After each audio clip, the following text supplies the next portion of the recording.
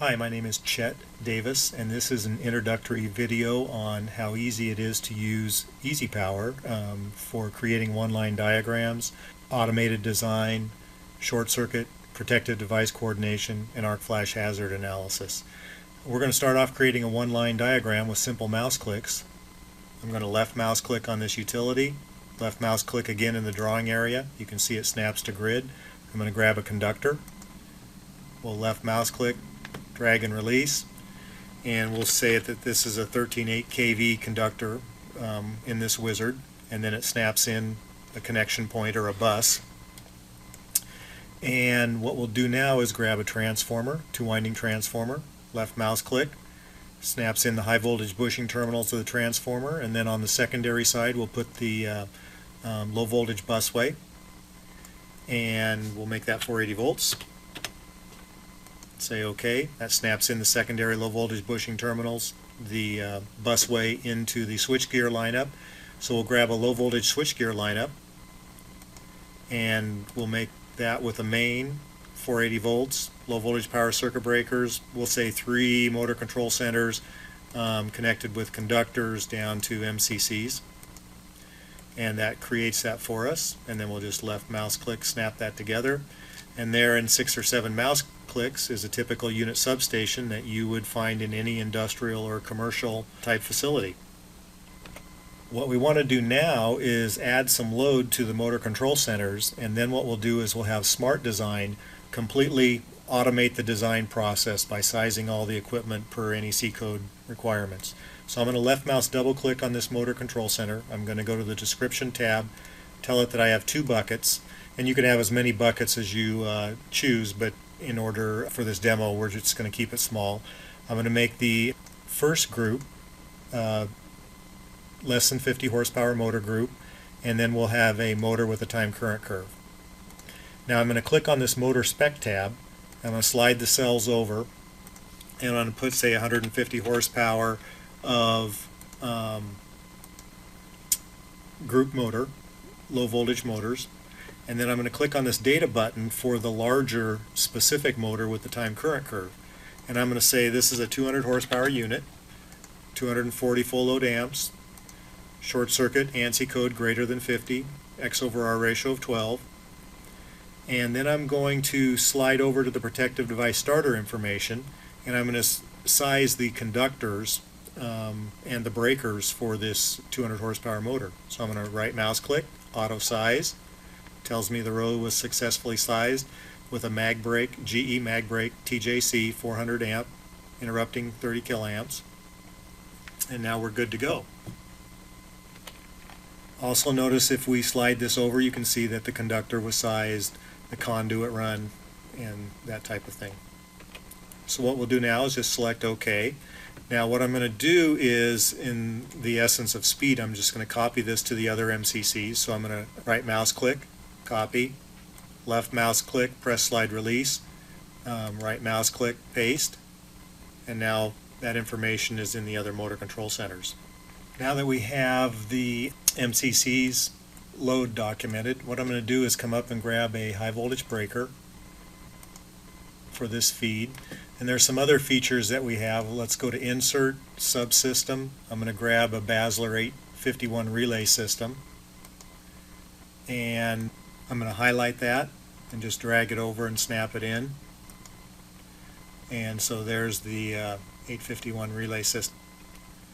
Now we're ready to size our equipment, so what we'll do is we'll just highlight this, right mouse click, and we'll go auto design, and you can see that our equipment, all our conductors and our transformer are all sized.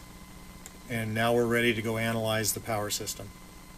First thing we want to do when we analyze the power system is we'll go to short circuit focus, and you can see that the ribbon changes when we get into short circuit focus. Now I'm going to hit this fault all the buses. This is like a batch fault.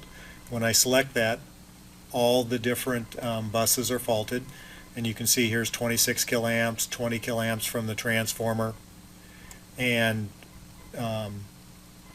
about 1900 amps from the motor control centers. Now we can look at different options such as interrupting and 30 cycle fault currents. We can look at arc flash. We can hit equipment duty, except that we size this with smart design so everything's sized correctly, so we won't see a whole lot of information there. So the next thing we want to take a look at is protective device coordination. So I'm going to click on this little focus button, and what I'm going to do then is just highlight this section. I'm going to hit plot TCC, and over on the left hand side is the one line that we're analyzing. If I hit the faulted bus currents, you can see all the short circuit currents on from the MCCs and everything. Now this is a system-wide total current. I'm going to get rid of the title block so you can see this a little bit bigger. Now what I'm going to do is press Smart PDC. This is the world's first automated protective device coordination program.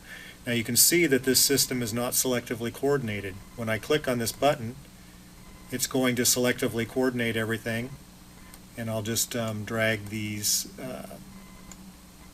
tooltips over here, and we can actually zoom in and see the coordination. So you can see everything's correct. We can actually click on different devices, right mouse click and say insert difference calculators, and you can actually see the protective device coordination, and we can slide these up and down and or across and get all the information that we need. Now another thing we like to look at when we're in protective device coordination is what's actually happening to the arc flash hazard. Now you can see when I go and press this little arc flash button what the arc flash based on our current settings are going to be. So you can see down at the motor control center we've got 8.4 calories, number 3 PPE. Up on the main breaker, incoming breaker, is 79 calories, and then that breaker then is protecting the bus 4 switchgear lineup at 15.9 calories. So you can see with just a couple mouse clicks we can analyze just about anything there is to see. Now we can make adjustments, and that will change the arc flash hazard values. Let's go back to short circuit focus. I'm going to click out of here. We're not going to save this information.